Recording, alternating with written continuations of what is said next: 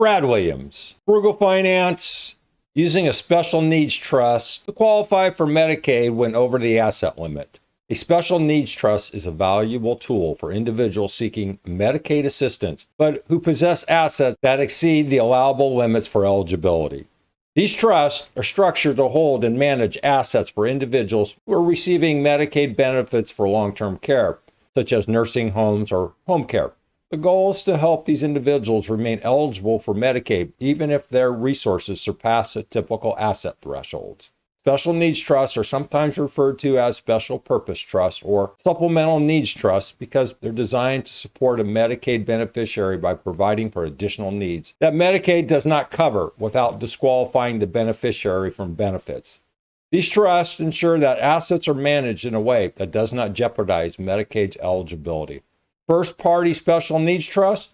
A first-party special needs trust, also called a self-settled or D4A trust after the section of the federal law that authorizes it, allows an individual to transfer their own excess assets into the trust to qualify for Medicaid. This is often necessary when someone inherits a large sum of money or receives a court settlement. This type of trust is particularly useful for Medicaid beneficiaries under the age of 65 who are disabled according to the Social Security Administration standards. To establish a first-party trust, certain conditions must be met. The beneficiary must have a disability and be under the age of 65. The trust must be irrevocable, meaning it cannot be changed or terminated once created. In cases where the beneficiary is a minor or legally incapacitated, the trust must be established by a parent, guardian, or the court. The state must be named as the primary beneficiary of the trust. The funds in the trust can only be used for the benefit of the Medicaid beneficiary. States may have different regulations for how first-party special needs trusts are administered, including rules on how funds can be spent. Failing to adhere to state guidance can result in the trust being invalidated and the beneficiaries losing Medicaid's eligibility.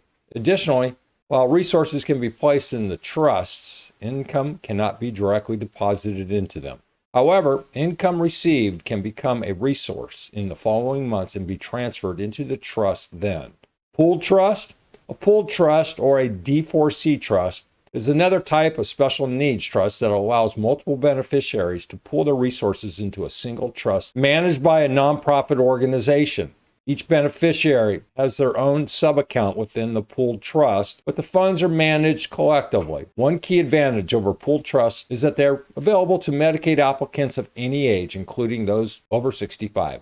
Pooled trusts are typically set up by a Medicaid beneficiary or their family, guardian, or a court. After the beneficiary passes away, the state can claim reimbursement for Medicaid expenses paid from that trust. Any remaining funds are then distributed to charitable organizations or other designated beneficiaries. Third-party special needs trust. A third-party special needs trust is created with assets belonging to someone other than the Medicaid beneficiary, such as a family member or friends. Unlike first-party trusts, third-party trusts are not governed by the same set of federal statutes, and they do not require the trust to be irrevocable. Additionally, these trusts do not subject the beneficiary to asset or resource limitations in the same way. The key feature of third-party special needs trusts is that the beneficiary does not have direct control over the trust assets. They cannot demand funds, and the trust is managed entirely by a trustee who has discretion over how funds are distributed. This ensures that the beneficiary does not become disqualified from Medicaid due to unauthorized distributions. Furthermore, the state does not have a claim to the assets of a third-party trust after the Medicaid's beneficiary's death. Medicaid qualifying trust. Medicaid qualifying trusts, established before 1993, are a different category of trust and are not typically used for current Medicaid eligibility. These trusts often lead to ineligibility for Medicaid due to their structure, which may be more restrictive than modern special needs trusts.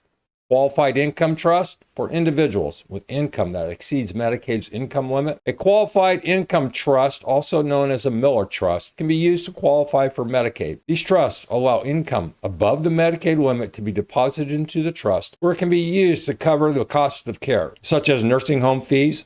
This trust does not impact asset limits, but helps Medicaid applicants qualify based on income. ABLE accounts, an alternative to special needs trust. The Achieving a Better Life Experience Act, passed in 2014, allows individuals with disabilities to open special savings accounts known as ABLE accounts. These accounts are exempt from Medicaid's asset limits, but they come with annual contribution caps and an overall balance limit. Funds in ABLE accounts can be used for a variety of purposes that improve the quality of life for individuals with a disability. For those who have excess assets and need Medicaid for long-term care, using a special needs trust or other alternatives like ABLE accounts can ensure that individuals maintain eligibility while receiving the care and services they need. However, it's crucial to follow the rules carefully when setting up and managing these trusts to avoid unintended consequences and disqualification from benefits. Comment if you have any experience with special needs trusts in this day and age. Brad Williams, Frugal Finance. Thanks for watching. Hope that helps. See you soon.